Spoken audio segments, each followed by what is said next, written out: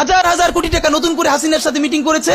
ইলেকশনের আগে বড় বড় ফিগারকে এখানে অ্যাসাসিনেশন করা হবে, গুপ্ত হত্যা করা হবে। পুরো এখানে ভারতীয় আধিপত্যবাদ এখানে সব থেকে বেশি অ্যাক্টিভ আছে। এখানে আওয়ামী লীগের হাজার হাজার কোটি টাকা, তার সচিবরা, তার পুলিশরা, তার পান্ডারা সব রয়ে গেছে। আর্মির মধ্যে একটা বড় অংশ রয়ে গেছে, কোনো সংস্কার করা হয় নাই।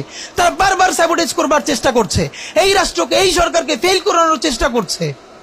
তো আপনি মুক্তিযুদ্ধের পরে যে ৩-৪ বছর এইরকম রাহাজানি হয়েছে, সেটাকে যদি অটকুন দিতে পারেন যে নতুন রাষ্ট্র গঠনের আগে এই ঝামেলাটা হয়, তাহলে এই যে নতুন বাংলাদেশের স্বপ্নের মধ্যে এইগুলোকে আপনি বড় করে মপ করে ফ্রেমিং করেন, আপনি এই জবান যে আপনার না, এই জবান যে দিল্লির জবান, ভারতীয় আধিপত্যবাদের জবান, সেইটা বুঝতে আমাদের পিএইচডি করা লাগে না। সুতরাং জুলাই সনদের সাথে নির্বাচনের ক্ষেত্রে শুধু আমাদের 2 মিনিট কথা। নির্বাচন হতে হবে। আমি একটু ভদ্রতার সাথে এবং শ্রদ্ধার সাথে বিনয় আমি জানাচ্ছি যে ভাইরা যেটা বলেছেন সকল দল মিলে আগামী 20 বছর নির্বাচন না হোক, না, এটা আমরা চাই না। আমরা নির্বাচন চাই। মানুষ গত 16 বছরে ভোট দিতে পারে নাই। মানুষ আনন্দ নিয়া শীতের সকালে বাচ্চা কাচ্চাকে কুয়াশার মধ্যে লাইন দিয়ে দাঁড়াই থাকবে, ভোট দিবে। আমরা সেই বাংলাদেশ দেখতে চাই। আমরা নির্বাচন চাই, নির্বাচন হতেই হবে। এই নির্বাচনকে বানচাল করবার জন্য দিল্লি থেকে শুরু করে আওয়ামী লীগ হাজার হাজার কোটি টাকা নতুন করে এখানে বিনিয়োগ করছে। নির্বাচন লাগবে। তবে আমাদের প্রশ্ন হলো, সেই নির্বাচনের ম্যান্ডেট হবে কি? এখানেই আমাদের কথা। কোন ধরনের আপোষ ছাড়াই নতুন নির্বাচন হইতে হবে জুলাই সনদের ভিত্তিতে। এইটাই আমাদের কথা।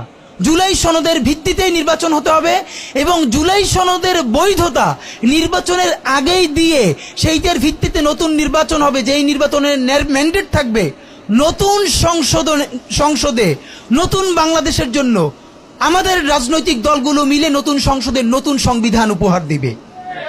যেই সংবিধান 72-এর বাকশালী সংবিধান, ফ্যাসিবাদী সংবিধান, যেই সংবিধানের কোনো ম্যান্ডেট ছিল না বাংলাদেশ রাষ্ট্রের সংবিধান করবার, কারণ তারা পাকিস্তান রাষ্ট্রের মধ্যে শপথ নিয়ে পাকিস্তান রাষ্ট্রের জন্য সংবিধান প্রণয়নের কথা বলেছিলেন, কিন্তু বাংলাদেশ রাষ্ট্রের কোনো ম্যান্ডেট তাদের কাছে ছিল না।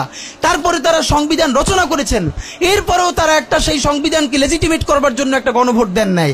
এরপরে যারা 73-এর একটা ভোট চোরের নির্বাচন দিয়েছে, সেই 73-এর নির্বাচনের ভোটের ইশতেহারের মধ্যেও তারা এই সংবিধানকে তারা লেজিটিমেসি দেন নাই, ইশতেহারে রাখেন নাই।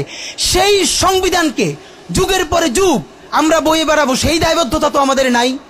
এবং সেই সংবিধান কেমন ফ্যাসিস্ট সংবিধান করা হয়েছে, যেইটার সাংবিধানিক ভিত্তি দিয়েই আপনি একটা কথা বলতে পারবেন। এই যে সবাই বলে আইনের কথা, বলেন তো পারলে একটা কথা, হাসিনা কোনটা বেআইনি কাজ করছে? না, হাসিনা একটাও বেআইনি কাজ করে নাই। সে সমস্ত হত্যা, গুম